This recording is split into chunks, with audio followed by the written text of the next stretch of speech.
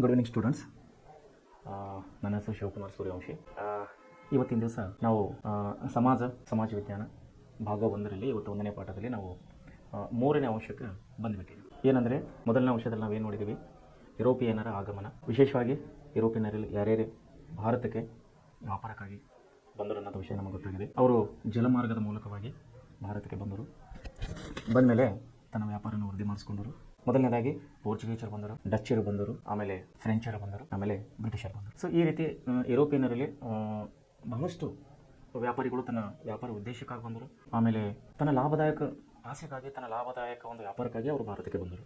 ಈ ವಿಷಯ ತಾವು ಗಮನದಲ್ಲಿ ಇಟ್ಕೋಬೇಕು. ಆಮೇಲೆ ವಿಶೇಷವಾಗಿ ಅವರು ಕರಾವಳಿ ಪ್ರದೇಶ ಅಂದರೆ ಸಮುದ್ರ ಮಾರ್ಗ ಮೂಲಕವಾಗಿ ಭಾರತಕ್ಕೆ ಬಂದಿದ್ದಕ್ಕಾಗಿ ಅವರು ಕರಾವಳಿ ಪ್ರದೇಶವಾದಂಥ ನಮ್ಮ ಗುಜರಾತ್, ಸೌರಾಷ್ಟ್ರದಿಂದ, ಸೂರತ್ಲಿಂದ ಹಿಡ್ಕೊಂಡು ಕೆಳಗೆ ತಮಿಳುನಾಡು, ಕೇರಳ, ಕೊಚ್ಚಿ, ಪುದುಚೇರಿ ಹಿಡ್ಕೊಂಡು ಈ ಕಡೆ ಮತ್ತು ಅರಬ್ಬಿ ಬಂಗಾಳ ಕೊಲ್ಲಿ ಅಂದರೆ ಕೋಲ್ಕತ್ತಾ, ಇವತ್ತಿನ ನಮ್ಮ ಕೋಲ್ಕತ್ತಾ, ಅಲ್ಲಿವರೆಗೆ ಪೂರ್ಣ ದಕ್ಷಿಣ ಭಾರತವನ್ನು ಅವರು ಆವರಿಸಿಕೊಂಡಿದ್ದರು. ಬರುತ್ತಾ ಪೋರ್ಚುಗೀಸರ ನಂತರ ಅವರು ಬಲಹೀನರಾಗ್ತಾ ಬಂದರು. ಆಮೇಲೆ ಡಚ್ಚರು ಬಲಹೀನರಾಗ್ತಾ ಬಂದರು. ಡಚ್ಚರು ಬಲಹೀನರಾದಮೇಲೆ ಫ್ರೆಂಚರು ಬಂದರು. ಫ್ರೆಂಚರು ಈಗ ಬಲಹೀನರಾಗ್ತಾ ಇದ್ದಾರೆ ಬ್ರಿಟಿಷರ ಮುಂದೆ. ಅದನ್ನು ನಾವು ಈಗ ಫ್ರೆಂಚ್ ಮತ್ತು ಬ್ರಿಟಿಷರ ಮಧ್ಯೆ ತನ್ನ ವಸಾಹತು ಪ್ರದೇಶಗಳನ್ನು ಸ್ಥಾಪಿಸುವುದಕ್ಕಾಗಿ ಅವರು ಇಲ್ಲ ಸಲ್ಲದ ಪ್ರಯತ್ನಗಳನ್ನು ಮಾಡ್ತಾಯಿದ್ದರು. ಈ ಕಡೆ ಫ್ರೆಂಚರು, ಈ ಕಡೆ ಬ್ರಿಟಿಷರು. ಸೊ ಇವರಿಬ್ಬರ ಮಧ್ಯದಲ್ಲಿ ಇಬ್ಬರ ಒಂದು ವಸಾಹತುಶಾಹಿಗಳ ಅಭಿವೃದ್ಧಿಗಾಗಿ, ತನ್ನ ವ್ಯಾಪಾರ ಅಭಿವೃದ್ಧಿಗಾಗಿ ಬ್ರಿಟಿಷ್ ಈಸ್ಟ್ ಇಂಡಿಯಾ ಕಂಪನಿ ಮತ್ತು ಫ್ರೆಂಚ್ ಈಸ್ಟ್ ಇಂಡಿಯಾ ಕಂಪನಿ, ಈ ಇಬ್ಬರ ಮಧ್ಯದಲ್ಲಿ ಹಲವು ರೀತಿಯ ಯುದ್ಧಗಳು, ಸಣ್ಣ ಪುಟ್ಟ ಯುದ್ಧಗಳು, ದೊಡ್ಡ ಪ್ರಮಾಣದಲ್ಲಿ ಯುದ್ಧಗಳು ನಡೀತವೆ. ಅದರಲ್ಲಿ ಪ್ರಮುಖವಾಗಿ 3 ಯುದ್ಧಗಳು ನಡೀತಾವೆ. ಯಾರ್ಯಾರಿಗೆ? ಫ್ರೆಂಚರಿಗೆ ಮತ್ತು ಬ್ರಿಟಿಷರಿಗೆ. ಈ 3 ಯುದ್ಧಗಳನ್ನು ನಾವು ಬ್ರಿಟಿಷರಿಗೆ ಒಂದು ಪ್ರಮುಖವಾದ ಮೈಲುಗಟ್ಟವನ್ನು ತಂದು ಕೊಡ್ತದವ್ರಿ. ಅಂದರೆ ಒಂದು ಸ್ಟೇಜಿಗೆ ತಂದು ನಿಲ್ಲಿಸ್ತದವ್ರಿ.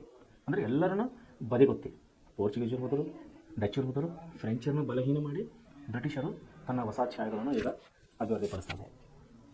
ಸೊ ಇಲ್ಲಿ ಏನಾಗಿದೆ, 3 ಪ್ರಮುಖ ಯುದ್ಧಗಳನ್ನು ನಾವು ಕರ್ನಾಟಿಕ ಯುದ್ಧಗಳಂತೇಳಿ ಕರಿತೇವೆ. ಈ ಕರ್ನಾಟಕ ಯುದ್ಧಗಳ ನಡುವೆ ಏನಾಗ್ತಾ ಇದೆ ಅಂದರೆ, ಇಲ್ಲಿ ಬ್ರಿಟಿಷ್ ಮತ್ತು ಫ್ರೆಂಚರ ನಡುವೆ ನೇರವಾಗಿ ಪ್ರತಿಸ್ಪರ್ಧೆ ನಡೀತಾ ಇದೆ. ಅದನ್ನು ಯಾವ ರೀತಿ ನಡೀತಾ ಇದೆ ಎಂಬುದನ್ನು ನಾವು ಇಲ್ಲಿ ನೋಡೋಣ. ತಮ್ಮ ಪಠ್ಯಪುಸ್ತಕವನ್ನು ತಮ್ಮ ಕಡೆ ಇದ್ದರೆ 1ನೇ ಅಧ್ಯಾಯ ಪೇಜ್ ನಂಬರ್ 5ರಲ್ಲಿ ತಾವು ನೋಡ್ಬೋದು. ಪೋರ್ಚುಗೀಸರು ಮತ್ತು ಡಚ್ಚರು 18ನೇ ಶತಮಾನದ ಮಧ್ಯಂತರ ಹೊತ್ತಿಗೆ ಬ್ರಿಟಿಷರು ಮತ್ತು ಫ್ರೆಂಚರ ಪೈಪೋಟಿಯನ್ನು ಎದುರಿಸಲಾಗದೆ, ನೋಡಿ ಪಾಯಿಂಟನ್ನು ಅಬ್ಸರ್ವ್ ಮಾಡಿ.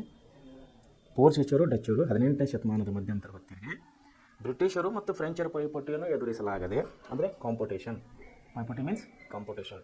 ಇದರಲ್ಲಿ ಕಾಂಪಿಟೇಷನು ತನ್ನ ವಸಾಹತುಶಾಹಿಗಳನ್ನು ಅಭಿವೃದ್ಧಿಪಡಿಸುವ ಸಲುವಾಗಿ, ತನ್ನ ಹೆಚ್ಚಿನ ವಸಾಹತುಶಾಹಿಗಳನ್ನು ಸ್ಥಾಪಿಸೋದಕ್ಕಾಗಿ. ವಸಾಹತುಶಾಹಿ ಅಂದರೆ ಅವರ ವ್ಯಾಪಾರ ಕೇಂದ್ರಗಳು, ಅವರ ವ್ಯಾಪಾರ ಪ್ರದೇಶಗಳು. ಸೊ ಇಲ್ಲಿ ಏನಾಗ್ತಾ ಇದೆ, ಪೋರ್ಚುಗೀಸರು ಯಾರನ್ನು ಎದುರಿಸಲಾಗ್ತಾ ಇಲ್ಲ, ಇಲ್ಲಿ ಫ್ರೆಂಚರ್ ಮತ್ತು ಡಚ್ಚರ ಒಂದು ಪ್ರಭಾವವನ್ನು ಎದುರಿಸಲಾಗದೆ ಭಾರತದ ರಾಜಕೀಯ ರಂಗದಿಂದ ಹಿಂದೆ ಸರಿದರು. ಯಾರು? ಪೋರ್ಚುಗೀಸರು. ಕನ್ಫ್ಯೂಸ್ ಮಾಡ್ಕೋಬೇಡ್ರಿ. ಪೋರ್ಚುಗೀಸರು ಇಲ್ಲಿ ಡಚ್ ಮತ್ತು ಫ್ರೆಂಚರ ಪ್ರಭಾವದಿಂದ ಹಿಂದೆ ಸರಿದರು. ಅವರು ಅಂತಿಮವಾಗಿ ಕಣದಲ್ಲಿ ಉಳಿದ ಬ್ರಿಟಿಷ್ ಮತ್ತು ಫ್ರೆಂಚರು ದಕ್ಷಿಣ ಭಾರತದಲ್ಲಿ ತಮ್ಮ ರಾಜಕೀಯ ಪ್ರಭಾವವನ್ನು ಉಳಿಸಿಕೊಳ್ಳುವ ಸಲುವಾಗಿ ಶಕ್ತಿ ಪ್ರದರ್ಶನಕ್ಕೆ ಮುಂದಾದರು. ಯಾರು? ಫ್ರೆಂಚ್ ಮತ್ತು ಬ್ರಿಟಿಷರು. ಇದೇ ಸಂದರ್ಭದಲ್ಲಿ ಹೈದರಾಬಾದ್ ತಮಗೆ ಗೊತ್ತಿದೆ, ಆಂಧ್ರ ಪ್ರದೇಶ, ಹೈದರಾಬಾದ್ ಸಂಸ್ಥಾನ ಆವಾಗಿನ ಕಾಲದಲ್ಲಿ ಹೈದರಾಬಾದಿನ ನಿಜಾಮರು ಅಂತೇಳಿ ಅವರ ಒಂದು ಸಪ್ರೇಟ್ ಮನೆತನವರದು ಒಂದು ಸಾಮ್ರಾಜ್ಯ.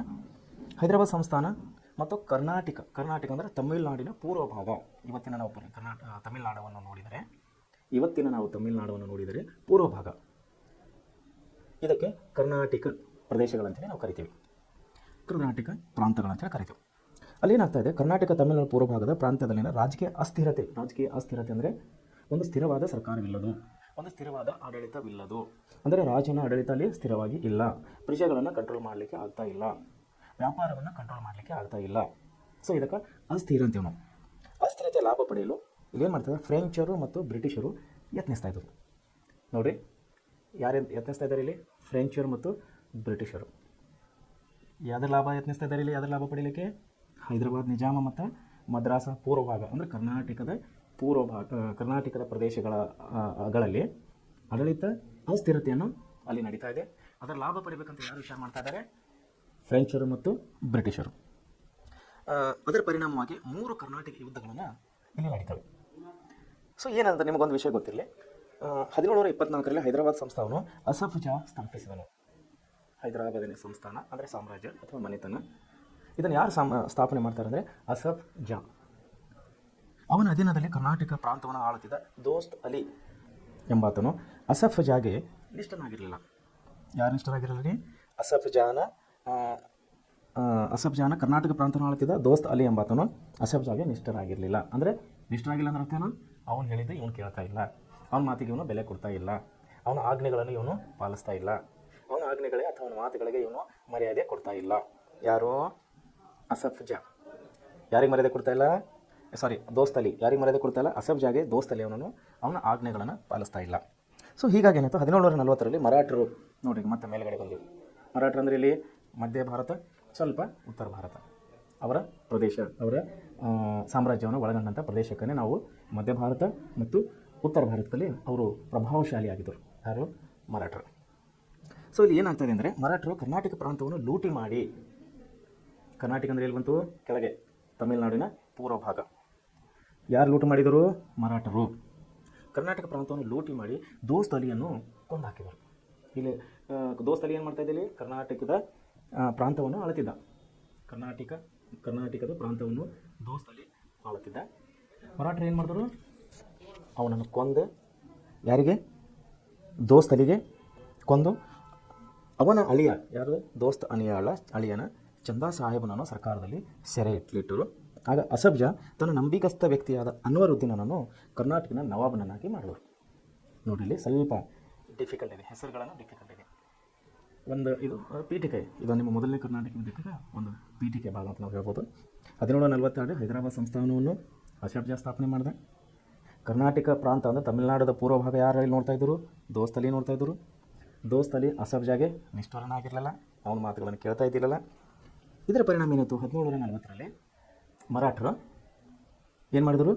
ಕರ್ನಾಟಕ ಪ್ರಾಂತವನ್ನು ಲೂಟಿ ಹೊಡೆದು ದೋಸ್ತ್ ಅಲಿಯನ್ನು ಕೊಂದು ಹಾಕಿ ಅವನ ಅಳಿಯ, ದೋಸ್ತನ ಅಳಿಯ ಚಂದಾ ಸಾಹೇಬನನ್ನು ಸಾತಾರದಲ್ಲಿ ಸೆರೆ ಇಟ್ಟರು. ಸಾತಾರ ಅಂದರೆ ಈಗ ಎಲ್ಲಿ ಬರ್ತದೆ?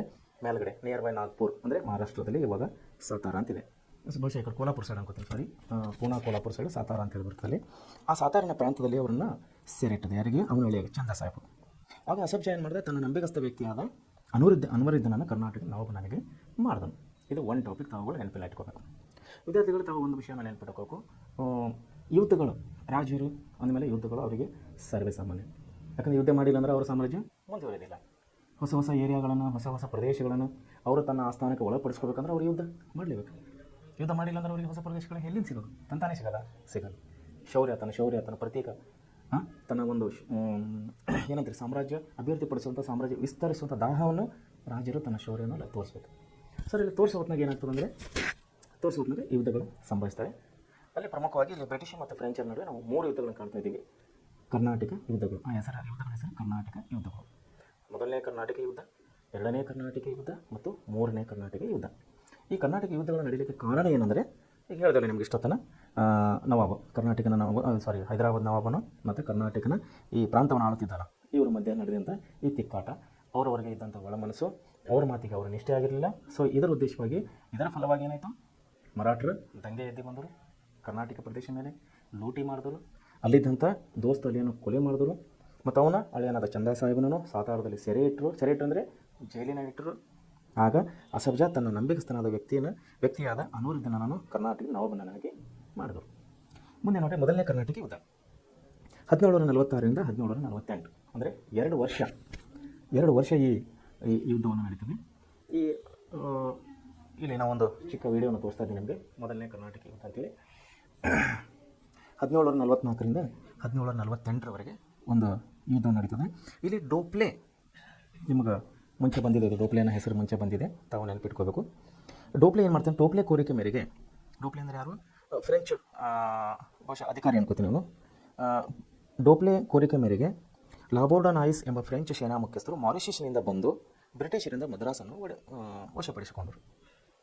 ನೋಡ್ರಿ, ಇಲ್ಲಿ ಡೋಪ್ಲೆ ಫ್ರೆಂಚ್, ಇವನು ಇದು ಇದ್ದ, ನಾನು ಮುಂಚೆ ಎಲ್ಲ ನೋಡಿದ್ದೆ, ನಾನು ಫ್ರೆಂಚ್ ವೈಸರಾಯ್ ಅಥವಾ ಫ್ರೆಂಚ್ ಅಧಿಕಾರಿಯಾಗಿದ್ದ. ಇವನ ಮೇರೆಗೆ, ಡೋಪ್ಲೆ ಕೋರಿಕೆ ಮೇರೆಗೆ ಮಾರಿಷಸ್ನಿಂದ ಲಾಬೋರ್ಡನಾಯಿಸ್ ಎಂಬ ಫ್ರೆಂಚ್ ಸೇನಾ ಮುಖ್ಯಸ್ಥನು ಗೊತ್ತಲ್ಲ, ಸೈನಿಕರ ಮುಖ್ಯಸ್ಥನು ಅಥವಾ ಕಮಾಂಡರ್ ಅಂತ ನಾವು ಕರಿಬೋದು. ಮಿಲಿಟರಿ ಕಮಾಂಡರ್ ಅಂತೇಳಿ ನಾವು ಕರಿಬೋದು. ಸೇನಾ ಮುಖ್ಯಸ್ಥನನ್ನು ಮಾರಿಷಿಯಸ್ನಿಂದ ಎಲ್ಲಿಂದ ಕರೆಸಿದ್ದ? ಮಾರಿಷಿಯಸ್ನಿಂದ. ಆತನ ಕೋರಿಕೆ ಮೇರೆಗೆ, ಯಾರ ಕೋರಿಕೆ ಮೇರೆಗೆ? ಡೋಪ್ಲೆ ಕೋರಿಕೆ ಮೇರೆಗೆ ಲಾಬೋರ್ಡಿನಸ್ ಎಂಬ ಫ್ರೆಂಚ್ ಸೇನಾ ಮುಖ್ಯಸ್ಥನು ಮಾರಿಷಿಯಸ್ನಿಂದ ಬಂದು ಏನು ಮಾಡ್ತಾನೆ? ಬ್ರಿಟಿಷರ ವಶದಲ್ಲಿದ್ದ ಮದ್ರಾಸನ್ನು ವಶಪಡಿಸ್ಕೊಳ್ತಾನೆ.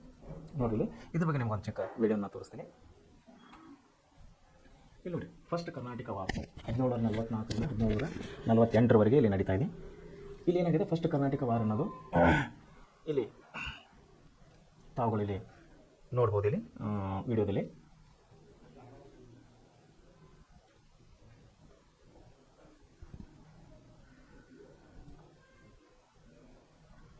ಇಲ್ಲಿ ಕಾಸಸ್ ಆಫ್ ವಾರ್ ಅಂದರೆ ಯುದ್ಧ ನಡೀಲಿಕ್ಕೆ ಕಾರಣಗಳು ಏನು? ಇಲ್ಲಿ ನೋಡಿ, ಡೋಪ್ಲೆ ಅಂತ ಹೇಳಿದೆಲ್ಲ, ಡೋಪ್ಲೆಕ್ಸ್ ಅಂತೇಳಿ. ಡೋಪ್ಲೆಯ ಕೋರಿಕೆ ಮೇರೆಗೆ ಏನಾಗಿತ್ತು ಇಲ್ಲಿ?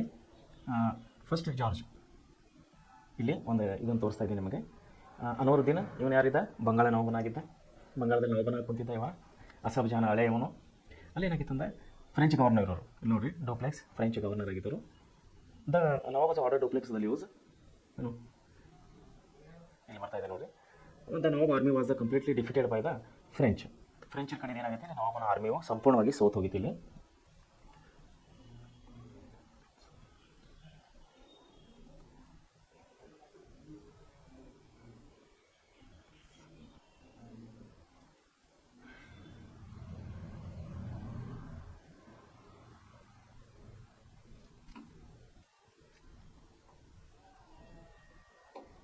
ಹಾಂ, ಸೊ ಇಲ್ಲೊಂದು ಕನ್ಸಿಡರೇಷನ್ ಅಂತೇಳಿ ನೀವು ನೋಡಬೇಕು. ಏನಂದರೆ ಡೆಫಿನೇಟಿವ್ ಟ್ರೀಟಿ ಅಂತೇಳಿ, ಡೆಫಿನೇಟಿವ್ ಟ್ರೀಟಿ ಅಂತೇಳಿ ಇಲ್ಲೊಂದು ಎಕ್ಸ್ ಲಾ ಚಾಪೆಲ್ಸ್ ಅಂತೇಳಿ ಒಂದು ಒಪ್ಪಂದ ಆಗಿರ್ತಿಲ್ಲ. ತಾವು ಇಲ್ಲಿ ವಿಡಿಯೋದಲ್ಲಿ ನೋಡ್ಬೋದು, ಎಕ್ಸ್ ಲಾ ಚಾಪೆಲ್ಸ್ ಅಂತೇಳಿ. ಇಲ್ಲೇನು ಅದ್ರ ಬಗ್ಗೆ ನಾನು ಹೇಳ್ತೀನಿ ನೋಡಿ. ಡೋಪ್ಲೆ ಕೋರಿಕೆ ಮೇರೆಗೆ ಲಾಬೋರ್ಡನಾಯ್ಸ್ ಎಂಬ ಫ್ರೆಂಚ್ ಸೇನಾ ಮುಖ್ಯಸ್ಥರು ಮಾರಿಷಿಯಸ್ನ ಬಂದು ಬ್ರಿಟಿಷ್ ಅಧೀನದಲ್ಲಿದ್ದಂಥ, ಬ್ರಿಟಿಷರ ವಶದಲ್ಲಿದ್ದಂಥ ಮದ್ರಾಸನ್ನು ವಶಪಡಿಸ್ಕೊಡ್ತಾನೆ. ಮುಂದೆ ಏನಾಯ್ತು? ಅಸಹಾಯಕರಾದ ಬ್ರಿಟಿಷರು ನೋಡಿ, ಇಲ್ಲಿ ಯಾರು ಅಸಹಾಯಕರಾಗಿದ್ದಾರೆ? ಬ್ರಿಟಿಷರು. ಯಾಕಂದರೆ ಅವನು ಸ್ಟ್ರಾಂಗ್ ಆಗಿದ್ದಾನೆ. ಯಾರು? ಮಾರ್ಷಿಂಗ್ ಬಂದಂಥ ಲಾಬೋರ್ಡನಾಯ್ಸನ್ನು ತುಂಬ ಶಕ್ತಿಶಾಲಿ ಆಗಿದ್ದರಿಂದ ಅವನೇನು ಮಾಡಿದ್ದಾನೆ? ಇಲ್ಲಿ ಬಂದು ಬ್ರಿಟಿಷರ ವಶದಲ್ಲಿದ್ದಂಥ ಮದ್ರಾಸನ್ನು ವಶಪಡಿಸ್ಕೊತಾನೆ. ಆವಾಗ ನವಾಬನ ಅನುರುದ್ದೀನನ ಮೊರೆ ಇಟ್ಟರು. ಯಾರು? ಬ್ರಿಟಿಷರು. ಮದ್ರಾಸಿನಿಂದ ಫ್ರೆಂಚರನ್ನು ಹೊರಗಟ್ಟಲು ಅನುರುದ್ದೀನ ಕಳಿಸಿಕೊಟ್ಟ ಸೇನೆಯು ಸೋತಿತ್ತು. ಬಂದಿತ್ತಲ್ಲ, ಈ ಮುಂಚೆ ವಿಡಿಯೋನಲ್ಲಿ ಬಂದಿತ್ತು. ನವಾಬನ ಅನುರುದ್ದೀನಲ್ಲಿ ಮೊರೆ ಇಟ್ಟಿದ್ರು. ಆಗ ಮದ್ರಾಸಿನಿಂದ ಫ್ರೆಂಚರು ಹೊರಗಟ್ಟಲು ಅನುರುದ್ದೀನ ಕಳಿಸಿಕೊಟ್ಟ ಸೇನೆಯು ಸೋತಿತ್ತು. ಕೊನೆಗೆ ಲಾಬೋರ್ಡನಾಯ್ಸ್ ಅಂದರೆ ಯಾರು? ಮಾರಿಷಿಯಸ್ನಿಂದ ಬಂದಂಥವನು. ಯಾರ ಮೇರೆಗೆ ಬಂದಿದ್ದ? ಡೋಪ್ಲೆಯ ಕೋರಿಕೆ ಮೇರೆಗೆ. ಡೋಪ್ಲೆಯ ರಿಕ್ವೆಸ್ಟ್ ಮಾಡಿದ ಸಲುವಾಗಿ ಮಾರಿಷಿಯಸ್ನಿಂದ ಇವನು ಫ್ರೆಂಚ್ ಸೇನಾನಿನೇ. ಯಾರು? ಲಾಬೋರ್ಡನಾಯ್ಸ್. ಇವನು ಫ್ರೆಂಚ್ ಸೇನಾನಿನೇ. ಇವನೇನು ಮಾಡಿದ? ಡೋಪ್ಲೆ ಮೇರೆಗೆ ರಿಕ್ವೆಸ್ಟ್ ಮೇರೆಗೆ, ಸ್ವಲ್ಪ ಬಾಪ, ಇವರೆಲ್ಲ ಸ್ಟ್ರಾಂಗ್ ಆಗಿದ್ದಾರೆ, ನನಗೆ ಇವರನ್ನು ಕಂಟ್ರೋಲ್ ಮಾಡೋಕ್ಕಾಗ್ತಾ ಇಲ್ಲ, ಇವರನ್ನು ಸೋಲಿಸ್ಲಿಕ್ಕೆ ನನಗೆ ಆಗ್ತಾ ಇಲ್ಲ, ಪ್ಲೀಸ್ ದಯಮಾಡಿ ನೀನು ಫ್ರೆಂಚು, ನಾನು ಫ್ರೆಂಚು, ನೀನು ಬಾಪ, ಇಲ್ಲಿ ನಮಗೆ ಸ್ವಲ್ಪ ಹೆಲ್ಪ್ ಮಾಡಂಥೇಳಿ ಲಾಬೋರ್ಡನಾಯ್ಸ್ಗೆ ಕೇಳ್ತಾನೆ. ಲಾಬೋರ್ಡನಾಯ್ಸ್ ಎಲ್ಲಿದ್ದ? ಮಾರಿಷಿಯಸ್ನಲ್ಲಿದ್ದ. ಅಂದರೆ ಇಲ್ಲೇ ನಮ್ಮ ಪಕ್ಕದ ಭಾರತದಿಂದ ಒಂದು ಈಗ ಪ್ರೆಸೆಂಟ್ ಒಂದು 6ರಿಂದ 7 ತಾಸು, 7ರಿಂದ 7 ಗಂಟೆ ಒಂದು ವಿಮಾನದಲ್ಲಿ ಪ್ರಯಾಣ ಆಗ್ತದೆ ಮಾರಿಷಿಯಸ್ ಅಂತೇಳಿ. ಮ್ಯಾಪ್ನಲ್ಲಿ ಕೂಡ ನೋಡ್ಕೋಬೋದು. ಸೊ ಮಾರಿಷಿಯಸ್ ಏನು ಮಾಡಿದ? ಅವನು ದಂಡೆತ್ತಿ ಬಂದು ಏನು ಮಾಡಿದ? ಮದ್ರಾಸ್ ಪ್ರಾಂತದ ಮೇಲೆ ಯುದ್ಧಕ್ಕೆ ಬಂದಿದ್ದ. ಅವಾಗ ಬ್ರಿಟಿಷರು ಏನು ಮಾಡಿದ್ರು? ನಮ್ಮದು ನವಾಬ್ ಇದ್ದಲ್ಲ ಅಲ್ಲಿ, ಅನ್ವರುದ್ದೀನ್, ಎಲ್ಲಿ ಮದ್ರಾಸ್ ಪ್ರಾಂತವನ್ನು ನೋಡ್ತಾ ಇದ್ದ ಅನ್ವರುದ್ದೀನ್, ಅವನ ಸಹಾಯವನ್ನು ಕೋರಿಕೊಂಡು ಲಾಬೋರ್ಡನಾಯ್ಸನ್ನು ಸೋಲಿಸಲಿಕ್ಕೆ ಬ್ರಿಟಿಷರು ಬಂದಿದ್ದರು. ಆದರೆ ಇಲ್ಲೇನಾಯಿತು? ಇವನು ತುಂಬ ಶಕ್ತಿಶಾಲಿ ಆಗಿದೆ ಲಾಬೋರ್ಡನಾಯ್ಸ್. ಇಲ್ಲೇನಾಯಿತು? ಅನ್ವರುದ್ದೀನ ಸೇನೆ ಕೂಡ ಇಲ್ಲಿ ಸೋತೋಗ್ಬಿಟ್ಟಾಗ ಏನಾಯಿತು? ಕೊನೆಗೆ ಲಾಬೋರ್ಡನಾಯ್ಸ್ ಡೋಪ್ಲೆಗೆ ತಿಳಿಸದೆ, ನೋಡಿರಿ, ಡೋಪ್ಲೆ ಫ್ರೆಂಚ್, ಲಾಬೋರ್ಡನಾಯ್ಸ್ ಫ್ರೆಂಚ್. ಇಲ್ಲಿ ಡೋಪ್ಲೆಗೆ ತಿಳಿಸಿದೆ. ಏನು ಮಾಡೋಣ ಲಾಬೋರ್ಡನಾಯ್ಸ್? ಬ್ರಿಟಿಷರಿಂದ ಹಣ ಪಡೆಯೋದು.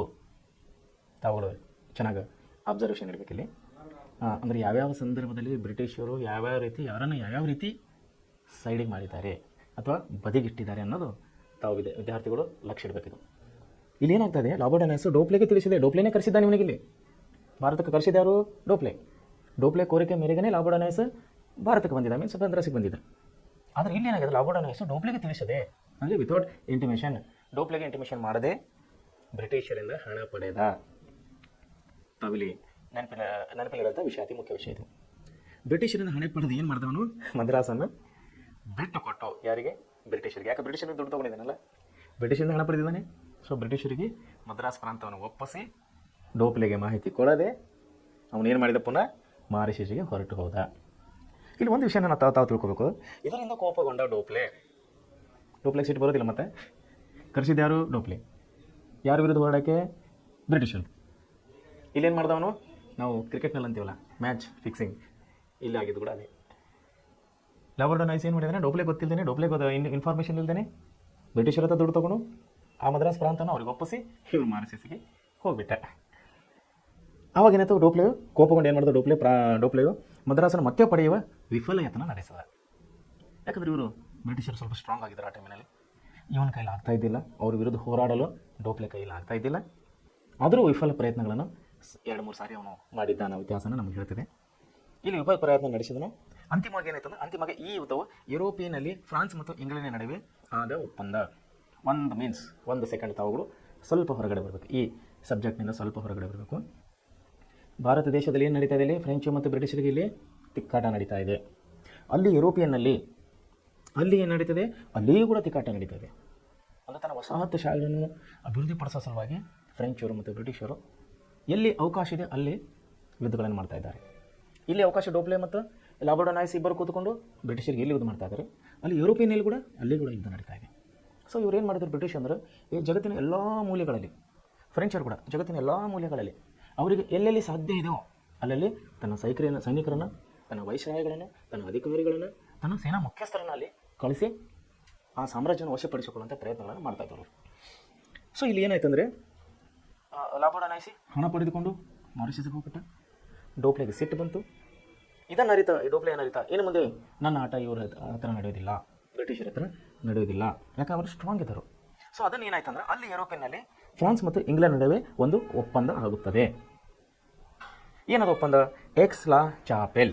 ಇಲ್ಲಿ ಕೊಟ್ಟಿದ್ದಾರೆ ನೋಡಿ, ಎಕ್ಸ್ ಲಾ ಚಾಪೆಲ್. ಯಾವಾಗ 1748 ಅಕ್ಟೋಬರ್ ಬಹುಶಃ 11 ಕಾಣ್ತಾ ಇದೆ.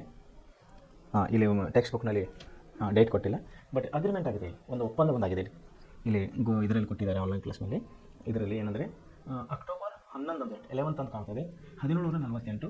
ಇನ್ which the agreement applied by in the oscillate of the first territory with the republic of the sent the things that introduce with the regular of the feature finisher of the applied with the ಡಿಮಿಟೆಡ್.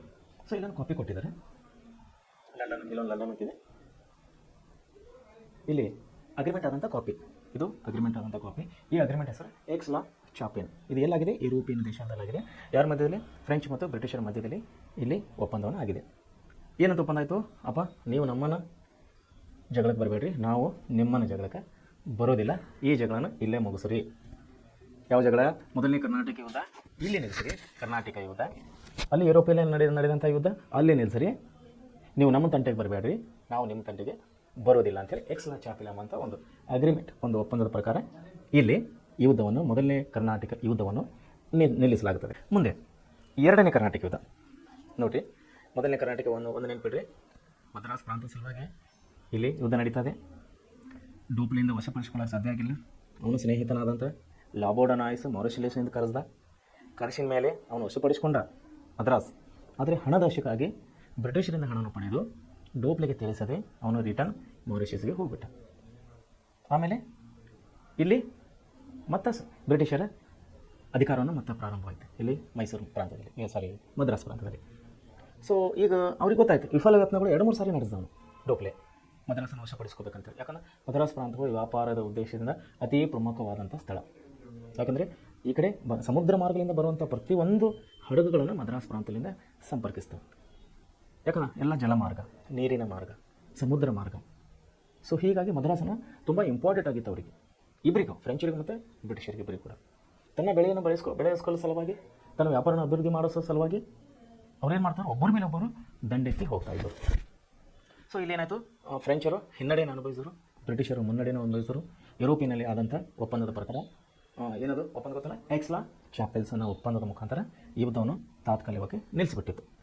ಮುಂದೆ ಎರಡನೇ ಕರ್ನಾಟಕ ಯುದ್ಧನ ನಾವು ನೋಡೋಣ. ಹೈದರಾಬಾದ್ ನಿಜಾಮ್ ಸಂಸ್ಥಾನದ ಅಸಫ್ ಜಾ 1748ರಲ್ಲಿ ಮರಣ ಹೊಂತಾನೆ. ಸಿಂಹಾಸನಕ್ಕಾಗಿ ಅವನ ಮಗನಾದ ನಾಸಿರ್ ಜಂಗ್ ಮತ್ತು ಅವನ ಮಗನಾದ ಮುಜಾಫರ್ ಜಂಗ್ ನಡುವೆ ಕಲಹ ಆರಂಭವಾಯಿತು. ಅತ್ತ ಕರ್ನಾಟಕದಲ್ಲಿ ಮರಾಠರ ಸೆರೆಯಿಂದ ಬಿಡುಗೊಂಡೆ ಬಂದ ಚಂದ ಸಾಹೇಬ್ಗೆ ಎಲ್ಲಿ ಇಟ್ಟಿದ್ರು ಸೆರೆ ಇಟ್ಟು ನೆನಪಾಯ್ತು ನಿಮಗೆ? ಇಲ್ಲಿ ಸಾತಾರ ಹತ್ತಿರ ಅವ್ರಿಗೆ ಸೆರೆ ಇಟ್ಟಿದ್ದರು. ಯಾರು? ಮರಾಠರು. ಕರ್ನಾಟಕವನ್ನು ಲೂಟಿ ಹೊಡೆದು ಯಾರನ್ನು ಸಾಯಿಸಿದ್ರು? ಇಲ್ಲಿ ದೋಸ್ತಲಿ ಏನೋ ಸಾಯಿಸಿದ್ರು. ಸಾಯಿಸಿ ಚಂದಾ ಸಾಹೇಬನನ್ನು ಸೆರೆಯಲ್ಲಿಟ್ಟಿದ್ದರು. ಸೊ ಇಲ್ಲೇನಾಗ್ತದೆ, ಹೈದರಾಬಾದ್ ಸಂಸ್ಥಾನ ನಿಜಾಮದ ಅಸಫ್ ಜಾನು 1748ರಲ್ಲಿ ಮರಣ ಹೊಂದುತ್ತಾನೆ. ಸಿಂಹಾಸನಕ್ಕಾಗಿ ಅವನ ಮಗನಾದ ನಾಸಿರ್ ಜಂಗ್ ಮತ್ತು ಅವನ ಮಗಳ ಮಗನಾದ ಮುಜಾಫರ್ ಜಂಗ್ ನಡುವೆ ಕಲಹ ಪ್ರಾರಂಭವಾಯಿತು. ಅತ್ತ ಕರ್ನಾಟಕದಲ್ಲಿ ಮರಾಠರ ಸೆರೆಯಿಂದ ಬಿಡುಗೊಂಡ ಚಂದಾ ಸಾಹೇಬ್ ಮತ್ತು ಅನ್ವರುದ್ದೀನ್ ನಡುವೆ ಸಿಂಹಾಸನಕ್ಕಾಗಿ ಕಿತ್ತಾಟ ಪ್ರಾರಂಭವಾಗಿತ್ತು.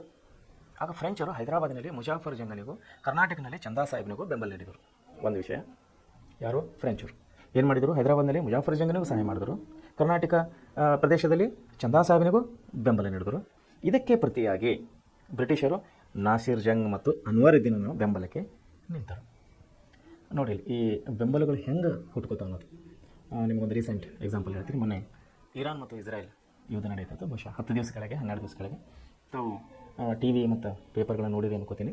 ಒಂದು ವೇಳೆ ನೋಡಿಲ್ಲ ಅಂದರೆ ನೀವು 100% ಟಿ ವಿ ಅಥವಾ ಪೇಪರ್ ನ್ಯೂಸ್, ಸ್ಪೆಷಲಿ ನ್ಯೂಸ್, ನೀವು ದಿನಕ್ಕೊಂದು ಭಾಳ ಇಲ್ಲ ಒಂದು 15-20 ನಿಮಿಷ, ಒಂದು ಅರ್ಧ ತಾಸಾದರೆ ನೀವು ನ್ಯೂಸ್ಗಳನ್ನು ನೋಡಬೇಕಂತೇಳಿ ನನ್ನ ರಿಕ್ವೆಸ್ಟ್ ಇದೆ. ಯಾಕಂದರೆ ಅದರಲ್ಲಿ ಬರುವಂಥ ಪ್ರಚಲಿತ ಘಟನೆಗಳು ನಿಮ್ಮ ಮುಂದಿನ ಅಭ್ಯಾಸಕ್ಕಾಗಿ, ನಿಮ್ಮ ಮುಂದಿನ ಜೀವನಕ್ಕಾಗಿ ತುಂಬ ಇಂಪಾರ್ಟೆಂಟ್. ಸೊ ಮೊನ್ನೆ ಲಾಸ್ಟ್ ವೀಕ್ನಲ್ಲಿ ಇರಾನ್ ಮತ್ತು ಇಸ್ರೇಲ್ ಇದು ನಡೀತಾ ಇತ್ತು. ಕಾರಣಗಳು ಏನೇ ಇರ್ಬೋದು, ಅದು ನಮಗೆ ಇಲ್ಲಿ ಬೇಡ. ಸಿಂಪಲಾಗಿ ಹೇಳ್ತೀನಿ, ಇರಾನ್ ಅಣ್ವಸ್ತ್ರ ಪರೀಕ್ಷೆ ನಡೆಸ್ತಾ ಇದೆ ಅಂಥೇಳಿ ಇಸ್ರೇಲ್ದವರು ಆರೋಪ ಮಾಡಿದರು. ಆ ಅಣ್ವಸ್ತ್ರನ ಪ್ರೊಡಕ್ಷನ್ ಮಾಡಲಿಕ್ಕೆ ಏನೇನು ಅವರಿಗೆ ಕಚ್ಚಾ ಮಟೀರಿಯಲ್, ರಾ ಮಟೀರಿಯಲ್ಸ್, ಯುರೇನಿಯಂ ಅಂತೇಳಿ ಅದರಲ್ಲಿ ವಿಶೇಷವಾಗಿ ಪ್ರಮುಖವಾಗಿ ಆದಂಥ ವಸ್ತು, ಅದನ್ನು ಶೇಖರಿಸಿಕೊಂಡಿದ್ದರು. ಅದನ್ನು ಧ್ವಂಸ ಮಾಡಬೇಕು, ಇವರು ಪರಮಾಣು ದೇಶವಾಗಿ ಹೊಂದಬಾರದು ಅಂಥೇಳಿ, ಇರಾನ್ ಹೊಂದಬಾರದು ಅಂತೇಳಿ ಇಸ್ರಾಯೇಲಿನ ಒಂದು ಉದ್ದೇಶವಾಗಿತ್ತು. ಅದನ್ನು ಉದ್ದೇಶ ಇಟ್ಕೊಂಡು, ಅದನ್ನೇ ನೆವ ಇಟ್ಕೊಂಡು ಅವರು ಇರಾನ್ ಮೇಲೆ ದಾಳಿ ಮಾಡಿದ್ರು.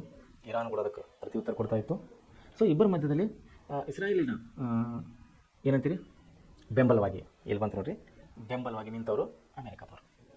ಇಲ್ಲಿ ಇರಾನ್ದವ್ರು ಏನು ಮಾಡಿದ್ದಾರೆ ಅಂದರೆ ಬಂಕರ್ ಬ್ಲಾಸ್ಟರ್, ಅಂದರೆ ಭೂಮಿಯ ಒಳಗೆ 300 ಅಡಿ, ನಾನು ಪೇಪರ್ನಲ್ಲಿ ನೋಡಿದ್ದು ಅಥವಾ ನ್ಯೂಸ್ನಲ್ಲಿ ನೋಡಿದ್ದು, ಭೂಮಿಯ ಒಳಗಡೆ 300 ಅಡಿ ಆಳದಲ್ಲಿ ಪರಮಾಣು ಬಾಂಬ್ ತಯಾರು ಮಾಡಲಿಕ್ಕೆ ಏನೇನು ಕಚ್ಚಾ ವಸ್ತುಗಳನ್ನು ಬೇಕು ಅಲ್ಲಿ ಅವರು ಶೇಖರಿಸಿ ಇಟ್ಟಿದ್ದಾರೆ. ಇಸ್ರಾಯೇಲ್ ಹತ್ರ ಅಷ್ಟು ಬಲಿಷ್ಠವಾದಂಥ ಆಯುಧಗಳನ್ನು ಇರಲಿಲ್ಲ ಅವ್ರ ಕಡೆ, ಇಸ್ರಾಯೇಲ್ ಕಡೆ. ಸೊ ಅವ್ರು ಏನು ಮಾಡಿದ್ರಾಗ ಅಮೆರಿಕದ ಸಹಾಯವನ್ನು ಕೇಳಿದರು. ಅಮೆರಿಕ ಹತ್ರ ಬಂಕರ್ ಬ್ಲಾಸ್ಟರ್, B2 ಬಾಂಬ್ ಅಂತೇಳಿ ಪೇಪರಲ್ಲಿ ಬಂದಿತ್ತು. B2 ಬಾಂಬ್, ಬಂಕರ್ ಬ್ಲಾಸ್ಟರ್ ಅಂದರೆ ಭೂಮಿಯ ಒಳಗಡೆ 300 ಆಳ 200 ಆಳ ಒಳಗಡೆ ಹೋಗಿ ಅಲ್ಲಿ ಹೋಗಿ ಬ್ಲಾಸ್ಟ್ ಆಗಿ ಅಲ್ಲಿದ್ದಂಥ ಎಲ್ಲ ವಸ್ತುಗಳನ್ನು ನಾಶ ಮಾಡುತ್ತೆ. That called bunker blaster. So ಇದನ್ನು ಯಾಕೆ ವಿಷಯ ತೆಗೆದಂದ್ರೆ ನಿಮಗೆ ಇದು ಜನರಲ್ ನಾಲೆಜ್, ಸಾಮಾನ್ಯ ವಿಜ್ಞಾನ, ನಿಮಗೆಲ್ಲ ನೆನಪಿರಬೇಕು. ಈಗ ಇಸ್ರಾಯೇಲ್ ಬೆನ್ನಿಗೆ ನಿಂತವರು, ಬೆಂಬಲವಾಗಿ ನಿಂತವರು ಅಮೆರಿಕ. ಈ ರೀತಿ ಮಾಡಬೇಡ್ರಿ, ಅಮೆರಿಕ ನೀವು ಒಳಗೆ ಹೋಗಬಾರ್ದು, ಹೋದರೆ ದೊಡ್ಡ ಅನಾಹುತ, ಜಗತ್ತಿಗೆ ಅನಾಹುತ ಕಾಡಿದೆ ಅಂಥೇಳಿ ಇರಾನಿನ ಬೆಂಬಲಿಗರಾದ ರಷ್ಯಾ ಮತ್ತು ಚೀನಾದವರು ಕೂಡ ಇರಾನಿನ ಬೆಂಬಲಕ್ಕೆ ನಿಂತಿದ್ದರು.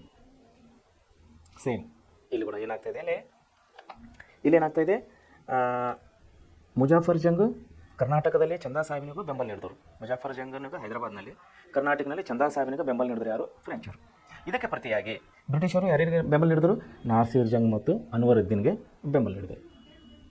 ಸೊ ಮುಂದೇನಾಯ್ತು, 1749ರಲ್ಲಿ ಚಂದಾ ಸಾಹೇಬ್, ಮುಜಾಫರ್ ಜಂಗ್ ಮತ್ತು ಫ್ರೆಂಚ್ ಪಡೆಗಳು ಒಂದೊಂದಾಗಿ ಅನ್ವರುದ್ದೀನನ್ನು ಅಂಬೂರು ಕದನದಲ್ಲಿ ಕೊಂದರು. ಅನ್ವರುದ್ದೀನ್ ನೋಡಿಲ್ಲ, ಅನ್ವರುದ್ದೀನ್ ಬೆಂಬಲಕ್ಕೆ ಯಾರು ನಿಂತಿರಲಿ, ಬ್ರಿಟಿಷರು ನಿಂತಿದ್ದರು. ಅನ್ವರುದ್ದೀನ್ ಕೊಂದರು, ಅಂಬೂರ್ ಅನ್ನೋಂಥ ಒಂದು ಕದನದಲ್ಲಿ ಕೊಂದರು. ಯಾವಾಗ 1749, 1749ರಲ್ಲಿ. ಯಾರ್ಯಾರು, ಮುಜಾಫರ್ ಜಂಗ್ ಮತ್ತು ಫ್ರೆಂಚ್ ಪಡೆಗಳು.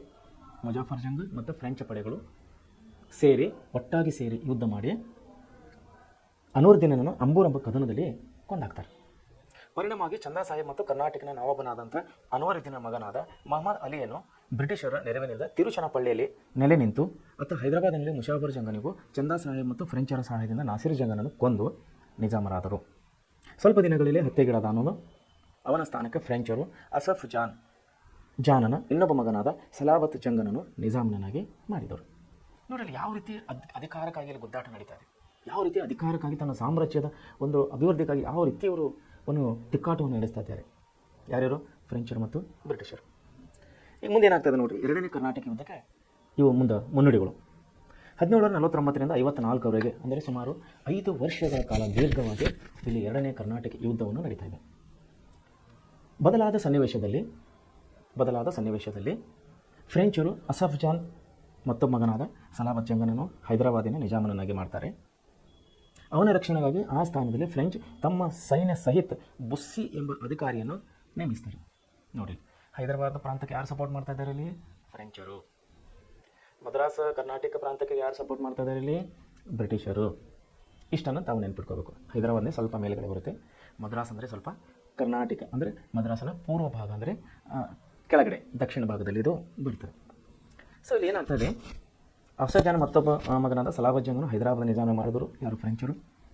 ಅವನ ರಕ್ಷಣೆಗಾಗಿ ಫ್ರೆಂಚರು ತಮ್ಮ ಸೈನ್ಯ ಸಹಿತ್ ಬುಸ್ಸಿ ಎಂಬ ಅಧಿಕಾರಿಯನ್ನು ನೇಮಿಸಿದರು. ಮತ್ತೊಂದು ಕಡೆ ಫ್ರೆಂಚರ ಬೆಂಬಲದಿಂದ ಚಂದಾ ಸಾಹೇಬನನ್ನು ಕರ್ನಾಟಕದ ನವಾಬನಾಗಿದ್ದನು. ಆದರೆ ಬ್ರಿಟಿಷ್ ಈಸ್ಟ್ ಇಂಡಿಯಾ ಕಂಪನಿ ಅಧಿಕಾರಿ ರಾಬರ್ಟ್ ಕ್ಲೈವ್, ಈ ಹೆಸರುಗಳನ್ನು ತಾವು ಸ್ವಲ್ಪ ಚೆನ್ನಾಗಿ ನೆನಪಿಟ್ಕೋಬೇಕು. ಚಂದಾ ಸಾಹೇಬ್, ಅನ್ವರುದ್ದೀನ್, ಅಸಫ್ ಅಲಿ, ಫ್ರೆಂಚರು, ಬ್ರಿಟಿಷರು, ಡೋಪ್ಲೆ, ಬುಸ್ಸಿ, ಲಬೋಡನಾಯ್ಸ್, ಈ ಪ್ರಾಂತಗಳನ್ನು ಕೆಲವೊಂದು, ಮಾರಿಷಸ್, ಕರ್ನಾಟಕ, ಮಡ್ರಾಸ್ ಪೂರ್ವ ಭಾಗ, ಕರ್ನಾಟಕ ಭಾಗಗಳು, ಹೈದರಾಬಾದ್, ಈ ಕೆಲವೊಂದು ಈ ಅಂಶಗಳನ್ನು ತಾವು ಗಮನದಲ್ಲಿಟ್ಕೊಳ್ಬೇಕು. ಇಲ್ಲಿ ಬ್ರಿಟಿಷ್ ಈಸ್ಟ್ ಇಂಡಿಯಾ ಕಂಪನಿಯ ಅಧಿಕಾರಿ ರಾಬರ್ಟ್ ಕ್ಲೈವನು ಕರ್ನಾಟಕಿನ ರಾಜಧಾನಿ ಅರ್ಕಾಟಿನ ಮೇಲೆ ಆಕ್ರಮಣ ಮಾಡಿ ಫ್ರೆಂಚರು ಮತ್ತು ಚಂದಾ ಸಾಹೇಬನನ್ನು ಸೋಲಿಸ್ತಾರೆ. ಯಾರು? ಬ್ರಿಟಿಷ್ ಅಧಿಕಾರಿ ರಾಬರ್ಟ್ ಕ್ಲೈವ್. ಅಂತಿಮವಾಗಿ ಈ ಯುದ್ಧದಲ್ಲಿ ಚಂದಾ ಸಾಹೇಬನನ್ನು ಬಂಧಿಸಿ ಹತ್ಯೆ ಮಾಡಲಾಯಿತು. ಅವನ ಸ್ಥಾನಕ್ಕೆ ಬ್ರಿಟಿಷರು ಅನ್ವರುದ್ದೀನನ ಮಗನಾದ ಮೊಹಮ್ಮದ್ ಅಲಿಯನ್ನು ನವಾಬನನ್ನಾಗಿ ನೇಮಕ ಮಾಡಿದರು. ಕೊನೆಗೆ ಎರಡನೇ ಕರ್ನಾಟಕ ಯುದ್ಧವು ಪಾಂಡಿಚೇರಿ ಒಪ್ಪಂದದೊಂದಿಗೆ ಮುಕ್ತಾಯವಾಗಿತ್ತು. ಫ್ರೆಂಚರು ಡೋಪ್ಲೆಯನ್ನು ಹಿಂದಕ್ಕೆ ಕರೆಸಿಕೊಂಡರು. ಈ ಯುದ್ಧವು ಫ್ರೆಂಚರಿಗೆ ರಾಜಕೀಯ ಹಿನ್ನಡೆಯನ್ನು ಉಂಟು ಮಾಡಿದರೆ ಬ್ರಿಟಿಷರಿಗೆ ಪ್ರತಿಷ್ಠೆಯನ್ನು ತಂದುಕೊಟ್ಟಿತು. ತಾವು ಇಲ್ಲಿ ವಿಷಯ ಗಮನ ಇಡಬೇಕು. ಒಂದನೇ ಕರ್ನಾಟಕ ಯುದ್ಧದಲ್ಲಿ ಏನಾಗಿತ್ತು? ಲಾಬೋಡನಾಯ್ಸ್ ಡೋಪ್ಲೆಗೆ ಗೊತ್ತಿಲ್ಲದ ಹಾಗೆ ಹಣವನ್ನು ಪಡೆದು ಮಾರಿಷಸ್ಗೆ ಓಡಿ ಹೋದ್ಮೇಲೆ ಆ ಪ್ರಾಂತವನ್ನು, ಮೈಸೂರು ಪ್ರಾಂತವನ್ನು ಬ್ರಿಟಿಷರಿಗೆ ಕೊಟ್ಟಿದ್ದ. ಯುರೋಪಿನಲ್ಲಿ ಅಲ್ಲಿ ತಿಕ್ಕಾಟ ನಡೀತಾ ಇತ್ತು ಅಧಿಕಾರಕ್ಕಾಗಿ. ಏಷ್ಯಾ ಖಂಡದಲ್ಲಿ, ಭಾರತದಲ್ಲಿ, ಇಲ್ಲಿ ಮಡ್ರಾಸ್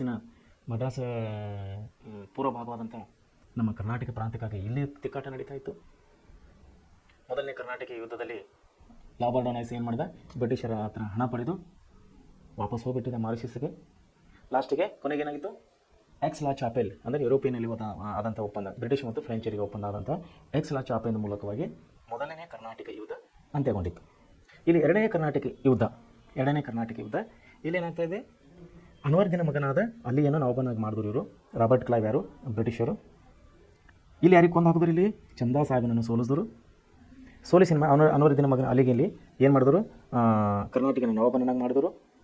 ಇಲ್ಲಿ ಯಾವ ಒಪ್ಪಂದ ಆಗ್ತದೆ? ಪಾಂಡಿಚೇರಿ ಒಪ್ಪಂದದ ಮೂಲಕವಾಗಿ ಎರಡನೇ ಕರ್ನಾಟಕ ಯುದ್ಧ ಇಲ್ಲಿ ಮುಕ್ತಾಯವಾಗುತ್ತದೆ. ಇಲ್ಲಿ ಬ್ರಿಟಿಷರು ಪ್ರಾಬಲ್ಯವನ್ನು ಮರೀತಾರೆ, ಬ್ರಿಟಿಷರಿಗೆ ಪ್ರತಿಷ್ಠೆಯನ್ನು ತಂದುಕೊಡುತ್ತದೆ. ಇಲ್ಲಿ ಫ್ರೆಂಚರು ಹಿನ್ನಡೆಯನ್ನು ಅನುಭವಿಸ್ತಾರೆ. ಹಿನ್ನಡೆ ಅನುಭವಿಸಲಿಕ್ಕೆ ಕಾರಣಗಳೇನೆಂದರೆ ಅವ್ರ ಹತ್ರ ಸಶಸ್ತ್ರವಾದಂಥ ಸದೃಢ ಸೈನಿಕರಿಲ್ಲ.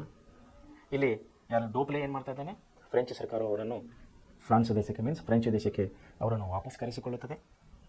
ಈ ಮೂಲಕವಾಗಿ ಫ್ರೆಂಚರಿಗೆ ಹಿನ್ನಡೆ ಆಗುತ್ತದೆ ಮತ್ತು ಬ್ರಿಟಿಷರಿಗೆ ಪ್ರತಿಷ್ಠೆಯನ್ನು ತಂದುಕೊಟ್ಟು ಪಾಂಡಿಚೇರಿ ಒಪ್ಪಂದ ಮೂಲಕವಾಗಿ ಎರಡನೇ ಕರ್ನಾಟಕ ಯುದ್ಧವನ್ನು ಇಲ್ಲಿ ಮುಕ್ತಾಯವಾಗುತ್ತದೆ.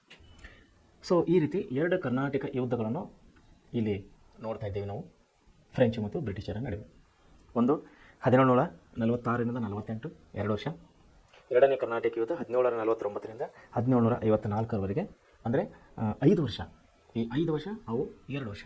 ಸೊ 7 ವರ್ಷಗಳಲ್ಲಿ ಅಧಿಕಾರಕ್ಕಾಗಿ ತಿಕ್ಕಾಟವನ್ನೇ ಬ್ರಿಟಿಷ್ ಮತ್ತು ಫ್ರೆಂಚರಿಗೆ ನಡೀತಾ ಇದೆ.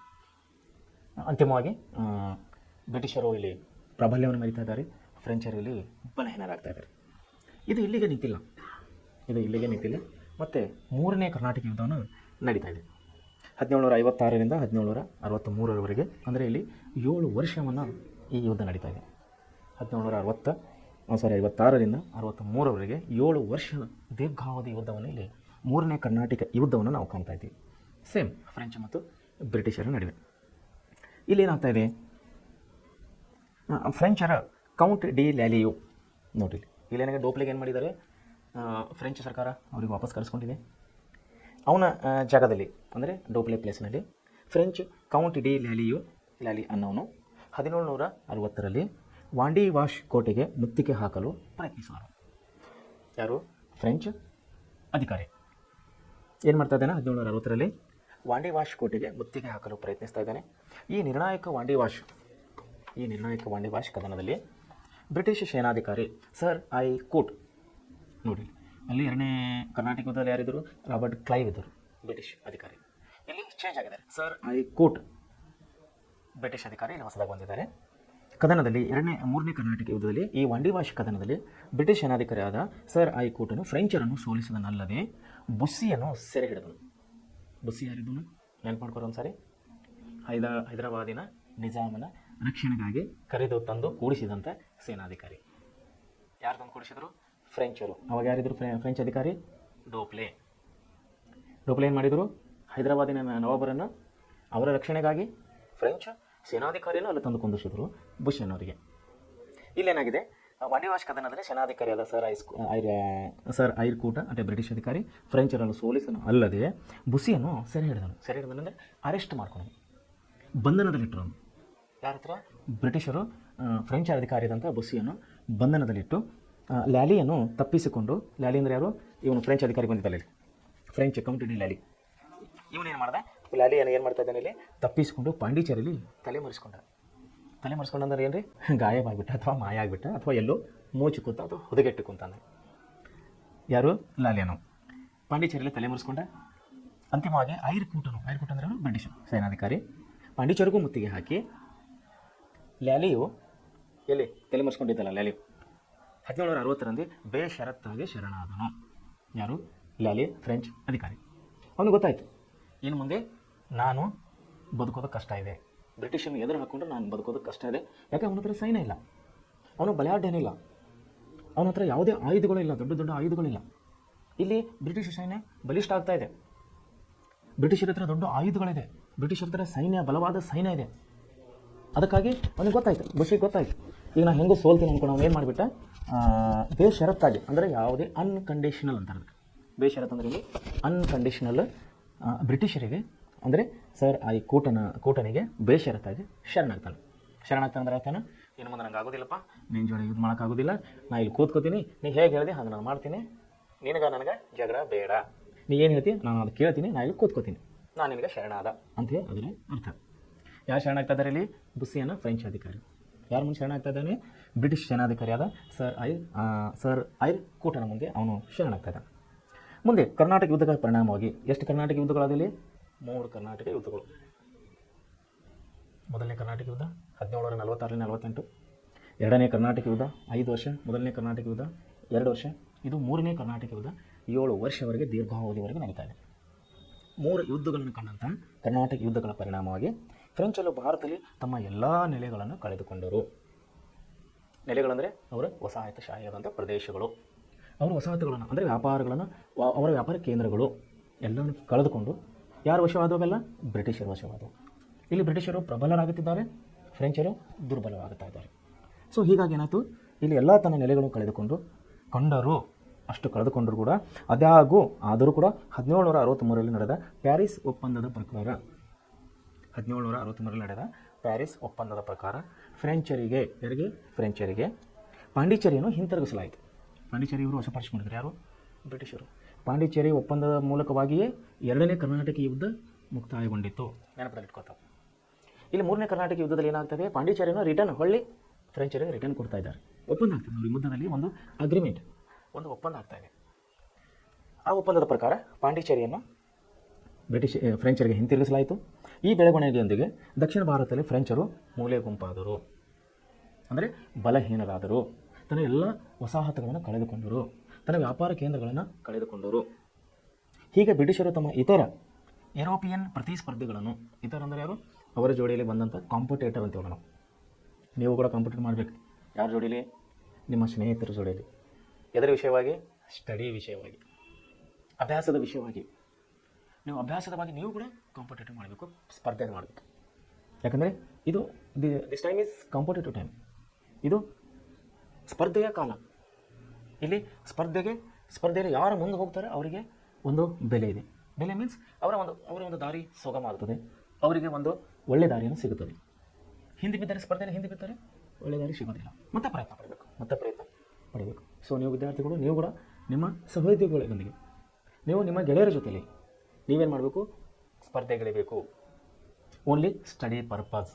ನೀವು ಅಭ್ಯಾಸದ ಸಲುವಾಗಿ, ನಿಮ್ಮ ವಿದ್ಯಾಭ್ಯಾಸಕ್ಕಾಗಿ ನೀವು ನಿಮ್ಮ ಫ್ರೆಂಡ್ಸ್ ಜೊತೆಲಿ, ನಿಮ್ಮ ಗೆಳೆಯರ ಜೊತೆಲಿ, ನಿಮ್ಮ ಸಹೋದ್ಯೋಗಿಗಳ ಜೊತೆಲಿ ನೀವುಗಳ ಸ್ಪರ್ಧೆಗಳಿಬೇಕು. ಸೊ ಇಲ್ಲೇನಾಗ್ತದೆ? ಬ್ರಿಟಿಷರು ತಮ್ಮ ಇತರ ಯುರೋಪಿಯನ್ ಸ್ಪರ್ಧೆಗಳನ್ನು ದಮನ ಮಾಡಿ ಅಂದರೆ ಸೈಡಿಗೆ ಮಾಡಿ ದಕ್ಷಿಣ ಭಾರತವನ್ನು ಗೆಲ್ಲುವ ಕಾರ್ಯದಲ್ಲಿ ಮಗ್ನರಾಗಿದ್ದರು. ಯಾರು? ಬ್ರಿಟಿಷರು. ಇಡೀ ದಕ್ಷಿಣ ಭಾರತ, ಈಗಿದ್ದಂಥ ಅಖಂಡ ದಕ್ಷಿಣ ಭಾರತ, ಅಂದರೆ ಅದರಲ್ಲಿ ಕರ್ನಾಟಕ ಬಂತು, ಮಹಾರಾಷ್ಟ್ರ ಬಂತು, ಮಹಾರಾಷ್ಟ್ರದ ಕೆಲವು ಪ್ರದೇಶಗಳು, ಆಂಧ್ರ ಪ್ರದೇಶ್, ತಮಿಳುನಾಡು, ಕೇರಳ, ಈ ರೀತಿ ಅರ್ಧ ಭೂಭಾಗಗಳನ್ನು, ಭಾರತ ದೇಶದ ಅರ್ಧ ಭೂಭಾಗಗಳನ್ನು ಒಳಗೊಂಡಂಥ ದಕ್ಷಿಣ ಭಾರತವನ್ನು ಅವರು ದಕ್ಷಿಣ ಭಾರತ ಗೆಲ್ಲುವ ಒಂದು ಕಾರ್ಯದಲ್ಲಿ ಅವರು ದಮನರಾಗಿದ್ದರು. ಏನೇನು ಮಾಡಿದ್ರು? ಫ್ರೆಂಚರಿಗೆ ಸೈಡ್ ಮಾಡಿದ್ರು, ಅವರನ್ನು ದಮನ ಮಾಡಿದ್ರು, ಅವರನ್ನು ಆಕ್ರಮಣ ಮಾಡಿದ್ರು, ಅವರಲ್ಲಿದ್ದಂಥ ಎಲ್ಲ ವಸಾಹತು ಪ್ರದೇಶಗಳನ್ನು ವಶಪಡಿಸಿಕೊಂಡಿದ್ದರು. ಸೊ ಈ ರೀತಿ ಮೂರು ಯುದ್ಧಗಳಲ್ಲಿ ಇಲ್ಲೇನಾಗ್ತಾ ಇದೆ? ಬ್ರಿಟಿಷರು ಪ್ರಾಬಲ್ಯವನ್ನು ಪಡಿತಾ ಇದ್ದಾರೆ. ಹಂತ ಹಂತವಾಗಿ ಎಲ್ಲ ಫ್ರೆಂಚರ ವಸಾಹತುಗಳನ್ನು ಸ್ವಾಧೀನಪಡಿಸಿಕೊಳ್ತಾ ಇದ್ದಾರೆ. ಈ ರೀತಿ ದಕ್ಷಿಣ ಭಾರತದಲ್ಲಿ ಅವರು ತನ್ನ ಪ್ರಾಬಲ್ಯವನ್ನು ಮೆರೀತಾ ಇದ್ದಾರೆ. ಯಾರು? ಬ್ರಿಟಿಷರು. ಸೊ ಇಲ್ಲಿ ರಾಬರ್ಟ್ ಕ್ಲೈವ್ ವಿಷಯದಲ್ಲಿ ಕೆಲವೊಂದು ವಿಶೇಷವಾದ ಮಾಹಿತಿಗಳನ್ನು ಕೊಡಲಾಗಿದೆ. ಭಾರತದಲ್ಲಿ ಬ್ರಿಟಿಷ್ ಅಧಿಕಾರವನ್ನು ಕಟ್ಟಿದ ಪ್ರಥಮ ಅಧಿಕಾರಿ ರಾಬರ್ಟ್ ಕ್ಲೈವ್. ಭಾರತದಲ್ಲಿ ಬ್ರಿಟಿಷ್ ಅಧಿಕಾರವನ್ನು ಕಟ್ಟಿದ ಪ್ರಥಮ ಅಧಿಕಾರಿ ರಾಬರ್ಟ್ ಕ್ಲೈವ್. ಈತನು ಈಸ್ಟ್ ಇಂಡಿಯಾ ಕಂಪನಿಯಲ್ಲಿ ಕಾರುಕೂನನಾಗಿ ಸೇವೆ ಸಲ್ಲಿಸ್ತಾ ಇದ್ದ.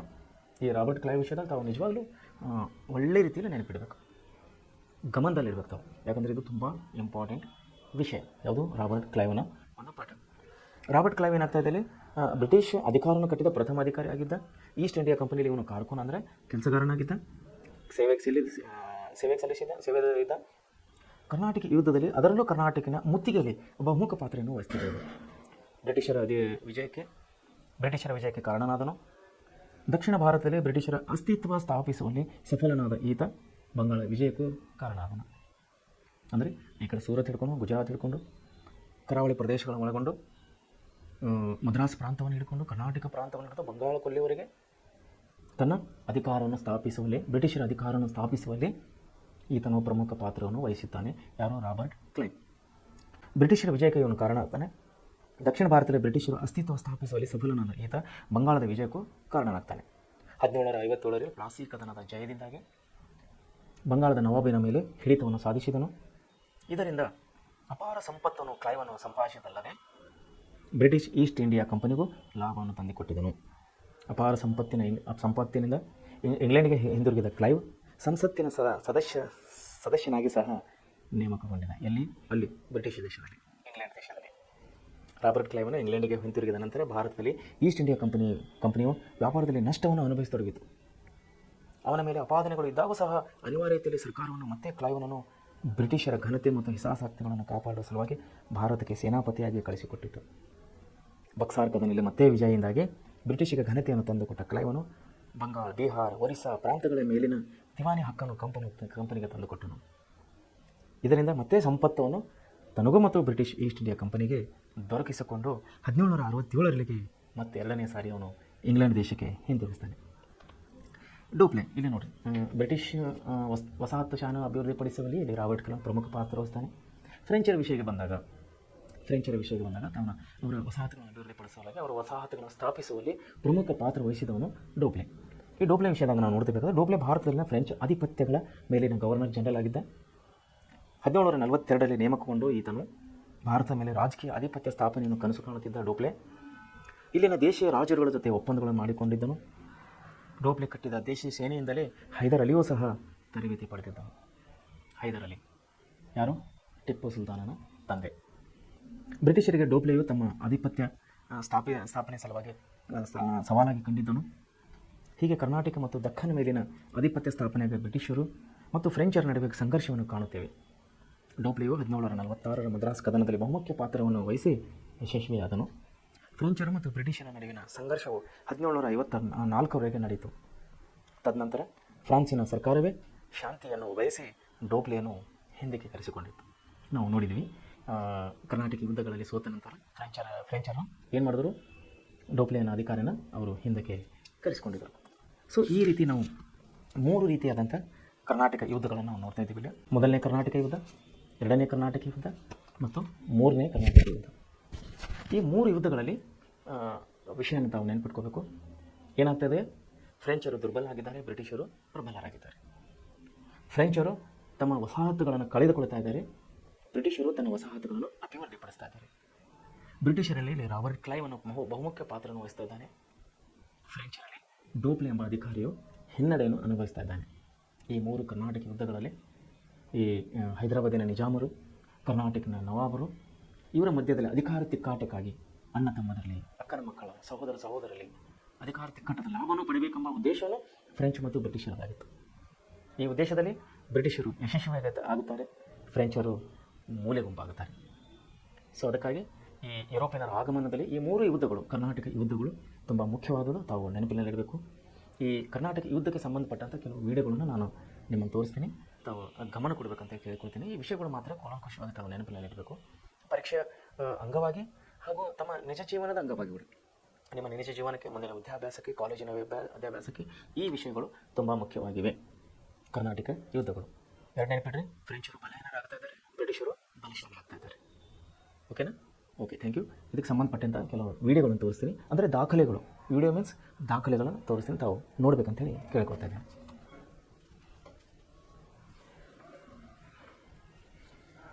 ನೋಡಿ, ಹೈದರಾಬಾದ್ ತೋರಿಸ್ತಾ ಇದ್ದಾರೆ.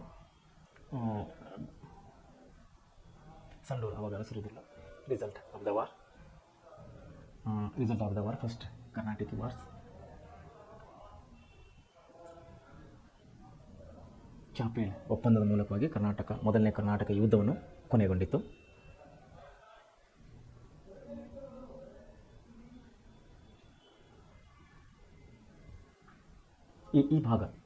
ಈ ಭಾಗದಕ್ಕಾಗಿ ಇಲ್ಲಿ ಅಂದರೆ ತಿಕ್ಕಾಟ ನಡೀತಾ ಇದ್ದಿದ್ದು.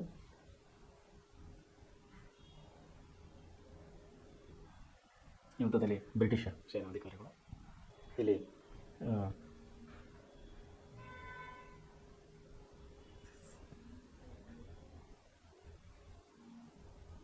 These kingdoms are marked by the constant struggles for the power and instability ಅಂತೇಳಿ ಇಲ್ಲಿ ನಾವು ನೋಡ್ಬೋದು.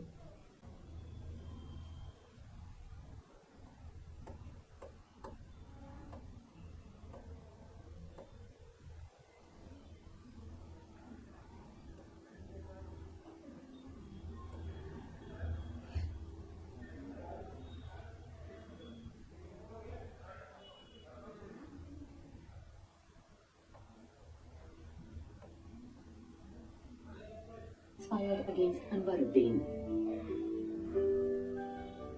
With the help of the French, Chanda Sahib defeated Anwaruddin and became the Nawab of Karnataka. To curb the growing influence of the French in Karnataka, the English supported the rival factions. They supported Nasir Jang in Hyderabad and Muhammad Ali, the son of Anwaruddin, in Karnataka. Karnataka ನವಾಬನು ಹೈದರಾಬಾದ್ ನಿಜಾಮನು. The consequent Anglo-French rivalry led to the outbreak of the Second Carnatic War. Course of the war. The French defeated Nasir Jang in Hyderabad and made Muzaffar Jang the Nawab. Muzaffar Jang gave Duplex a large jagir in South India. However, Muzaffar Jang got killed accidentally. The French placed Salabat Jang on the throne. Salabat Jang gave French control over the Northern Sirkars, a region in Andhra Pradesh. In Karnataka, the French defeated and killed Anwaruddin and made Chanda Sahib the Nawab. Muhammad Ali escaped to the fort of Trichinopoli, where he was besieged by Chanda Sahib. He sought British help. The British realized that if the growing French power in the south was left unchecked, it would be dangerous for their interests. They decided to support Muhammad Ali. The English East India Company asked Robert Clive, an able English officer, to help Muhammad Ali. Clive captured Arcot, the capital of Karnataka. The French army immediately took action and left for Arcot. They dispatched their troops from Trichinopoli to recover Arcot. But despite a long siege, Duplex could not regain Arcot, and the French were defeated. Chanda Sahib was killed, and the British declared Muhammad Ali the Nawab of Karnataka. Result of the war. Duplex was sent back to France in 1754, and his successor Gudlu signed the Treaty of Pondicherry in 1754 with the British.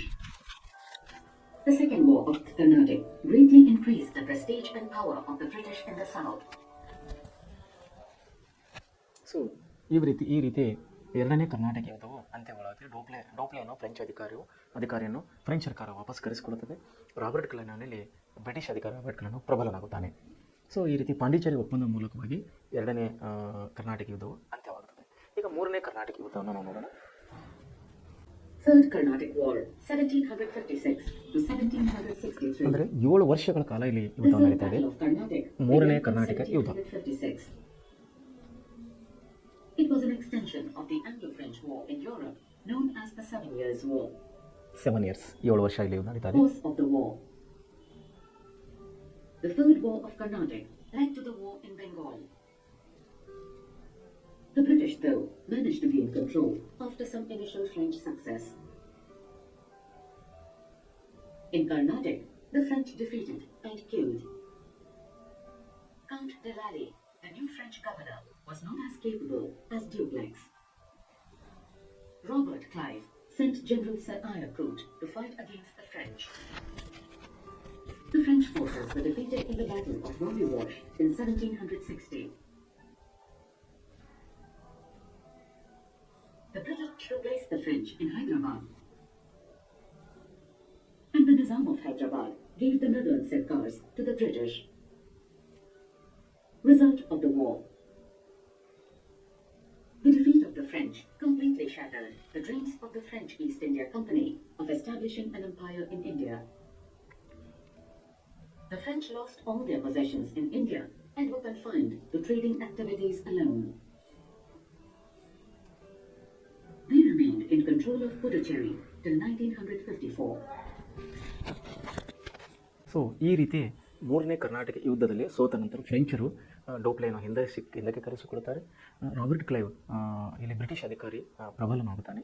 ಇವರಿಬ್ಬರ ಮೂಲಕವಾಗಿ ಇಲ್ಲಿ ಮೂರನೇ French ಯುದ್ಧವು ಮುಕ್ತವಾಗುತ್ತದೆ.